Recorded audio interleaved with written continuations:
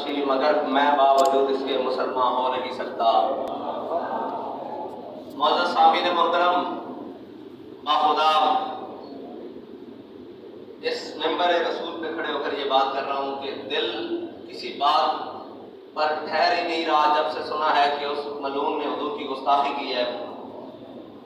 मैं उस शख्स से पूछना चाहता हूँ कि क्या तुमने नामूस रिसालत कॉन्फ्रेंस रखी हुई थी जिसमें तुम उसको ललकार रहे थे? तुम्हें तो अपने इक़्तिदार से प्यार था, और मलून तुम उसको क्यों नाम लेते हो उस खंजीर का?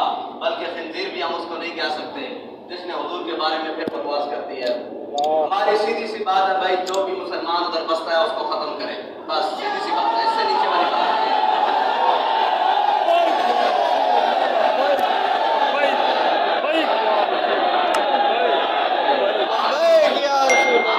घंटा तकरीर करके या 2 घंटे तकरीर करके मौजू पर लाएं और फिर बताएं कि मन सब्बा नबिय्यन फाक़िलू, हम बता चुके हैं। अब जिस मुसलमान का जहां बस चलता है उसको खत्म करें, बस उस मलून का इस धरती पे बसना ये हमारे दिलों को अब नहीं रहने देता। ये छेद करता है, छल नहीं करता है, बल्कि बाबा जी फरमाते थे कि माँ बकाओ उम्मत बाद शत्म नबिया, अब इस उम्मत को जिंदा रहने का हक नहीं है। वो शख्स कि जो हुक्मरान था, और जब हम नामूस रिसालत मार्च लेकर चले तो वो इंटरव्यू में कहता था कि ये लोग इस्लामाबाद पे चढ़ दौड़े जब गैरेट वेल्डर ने वहां बात की। तुम तो उससे मुबारकबादें वसूल करते रहे, 4 साल तुमने उससे मुबारकबादें वसूल की, और तुमने उससे कहा कि जनाब ये अल्लामा खादिम हुसैन रिजवी को जेल में डाल दिया गया है, ये नामूस रिसालत के शहीद कर दिए गए हैं, ये तहरीक का लदम कर दी गई है। वो तुम्हें हर बात पर मुबारकबादें देता रहा, आज वो तुम्हारा कैसे खिलाफ हो गया? ये हम आदमी साजिश को समझते हैं कि तुम नामूस रिसालत के पासबान नहीं, तुम उन्हीं के हम नवा हो जिन्होंने तुम्हें इक़्तिदार पर बैठाया था और आज इक़्तिदार से उतार दिया है। हज़रत साद बिन रबी ने फरमाया था ना ग़ज़वा उहद पे कि जब तक एक आंख झपकती है, अगर कोई शख्स हुजूर तक पहुंच गया, क़यामत वाले दिन अल्लाह उसका उज़र नहीं कबूल करेगा। वो ये कहे कि मैं अकेला था। भाई हम तो आज 1.5 अरब हैं, हमारे होते हुए कोई हुजूर के खिलाफ बात कर दे, ये कैसे उसकी जरूरत है? उसको पता है कि नहीं है कोई और गज़नवी कारगाए हयात में, उसे पता है कि यहाँ महमूद गज़नवी का जानशीन कोई नहीं है, यहाँ सलाहुद्दीन अय्यूबी का जानशीन कोई नहीं है। जब हुजूर की गुस्ताखी हुई तब से वो बिस्तर पर नहीं लेटा, उसने कमर सीधी नहीं की, या वो घोड़े पर अपनी नींद पूरी करता या वो टेक लगाकर कहीं करता। लेकिन आज इक़्तिदार की खातिर नीचे उतर कर आने वाले फिर नामूस रिसालत के मुजाहिद बनते फिर रहे हैं, फिर वो उस मलून को मौका फराहम करते फिर रहे हैं कि वो बात करे। मैंने कहा बात करें तो हम मस्जिद रहमतुल्लाह अलमीन में खड़े होकर बात करें, हम चौक यतीम खाना में खड़े होकर बात करें कि हमारी कॉन्फ्रेंस का उन्वान तहफ़्फ़ुज़ नामूस रिसालत होता है, हमारी मिलाद का नाम ताजदार खत्म नबूवत कॉन्फ्रेंस होता है, हमारे मिलाद का नाम मिलादुल नबी कॉन्फ्रेंस होता है। तुम इक़्तिदार की खातिर खड़े होकर पेशावर में जलसा करने वाले तुम उसको कैसे ललकार सकते हो? अपनी हुकूमत में क्या तुमने रियासत मदीना की तर्ज पर खालिद बिन सुफियान अल-हुज़ली की तरह उसके कत्ल का ऑर्डर जारी किया था, जो अब तुम नामूस रिसालत के बहुत बड़े मुहाफ़िज़ बनो?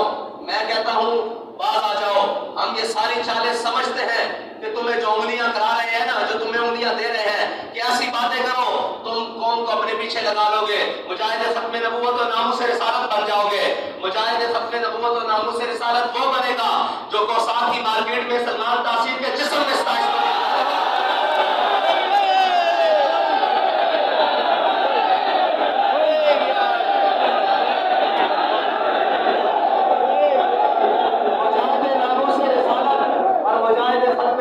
वो बनेगा कि इलेक्शन कैंपेन जोरों पर हो और कहे लोग बाबा जी से कि बाबा जी आप ऐसी बातें नहीं करें, ऐसी बातों से आपके वोट कम हो जाएंगे।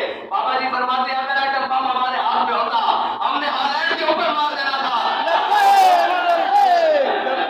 और ये याद रखो बाबा जी वो औशाद पैदा कर गए हैं, जहां से गुस्ताख जन्म लेते हैं वहां हड्डी रख देंगे आप। बस एक बात, अगर मेरा पैगाम सुन रहे हैं वो मुसलमान जो वहां बसते हैं, हमारी आपसे एक ही अपील है कि अगर हुजूर की बारगाह में सुरखरू होना है तो इस खंजीर का वजूद दुनिया से खत्म करो। ये हम इस काबिल नहीं रहा कि हम इसका वजूद दुनिया में बर्दाश्त करें, वरना हम कोई बड़ा लायामल देंगे। और ये भाई सुनो, ये चोरों और लुटेरों की हुकूमत लाकर हमारे सरों पर मुसल्लत कर दी है। ये मिंबर इसलिए नहीं है कि हम सिर्फ फजाइल बयान करें, हमने इस मिंबर से फजाइल भी सुने हैं और इस मिंबर से ही नारा सुना है कि मन सब्बा नबीयन, सब्बा नबीयन। इसी मिंबर से गाजी इल्मुद्दीन की बातें सुनी है, हमने इसी मिंबर से जनाब सारी बातें सुनी है, हमने इसी मिंबर से फजाइल रमजान और कुरान सुना है, लेकिन हमने इसी मिंबर से सुना है कि मलूनीना ऐनमा सुकिफू वउखिजू वकुतिलू तकदीरा, ये मलून जहां मिले इसको खत्म कर दिया जाए। बस बाबा जी का भी फतवा यही था और हम उसी फतवे की तजदीद करते हैं कि ये बात नहीं आ रहा अपनी हरकतों से, ये अब मुआशरे का नासूर बन चुका है, इस दुनिया का नासूर बन चुका है।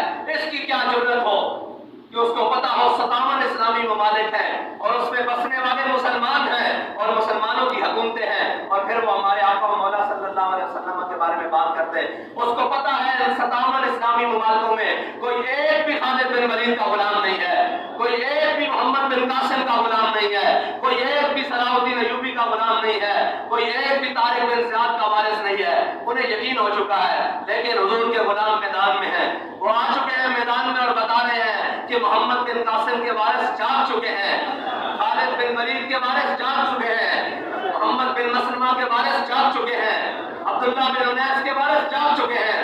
इंशाअल्लाह हम उसका खात्मा करेंगे और हम चैन से नहीं बैठेंगे उस वक्त तक जब तक इस धरती से उस मलून का खात्मा नहीं हो जाता। बस एक ही बात है कि गुस्ताखे रसूल की एक सजा,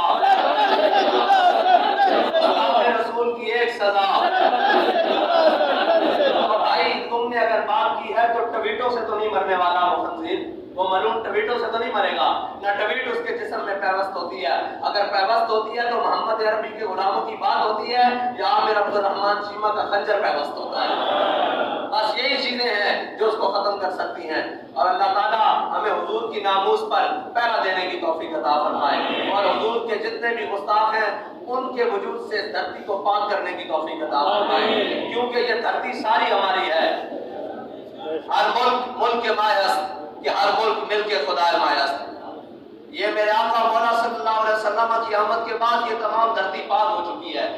अब कोई लानती इसमें अपना गंद बाहर जाहिर कर कर इस धरती को नापाक करने की कोशिश करेगा तो याद रखना गाजी ज़हीर का वारिस कोई हालैंड में भी बसता होगा, गाजी इल्मुद्दीन का जानने वाला कोई हालैंड में भी बसता होगा, कोई मुमताज कादरी का जानने वाला, कोई उससे ताल्लुक रखने वाला हालैंड में भी बसता होगा, कोई हमारी बात तो चलो सुने ना सुने, कोई अल्लामा ख्वाजा हुसैन रिजवी के क्लिप देखने वाला भी हालैंड में बसता होगा।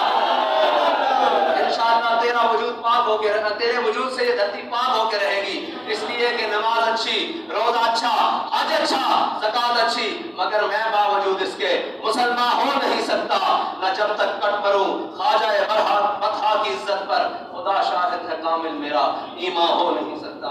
वाखिर दावाना अल्हम्दुलिल्लाहि रब्बिल आलमीन।